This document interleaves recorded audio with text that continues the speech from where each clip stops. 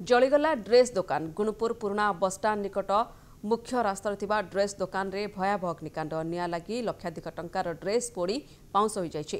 निया लागिबा परे 3 महला कोठा उपरे फसी रहिथिले 4 जन। गुणपुर और गुमड़ा दुईटी अग्निशम बाहिनी घटनास्थल पहुंची दीर्घ 5 घंटार ऊर्ध्व समय पर निया को लिभाइथिबा बेले फसी रहिथिले 4 जन को सुरक्षित भावे उद्धार करा जायथिला। निया किपरि लागिला ताकु ने घटनार अधिक अनुसंधान जारी रहिछि।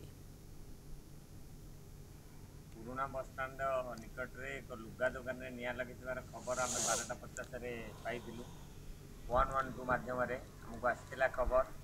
आम आम कर्मचारी माने ठीक समय जाई देखिलु से लुगा दुकान आयापा ड्रेस दुकान तू जड़ुची पाखरे करेन्ट तार टेबुल उपर निया लगी। तेणु आम संगे संगे इलेक्ट्रिक डिपार्टमेंट सहित जोगाजोग करी करेन्ट को काटिलु एवं निया लिवा कार्य आरंभ कर लोक मान बुझा पाइलु 2 महला उपरे गोटे परिवार 4 जन लोक फसिकी रही।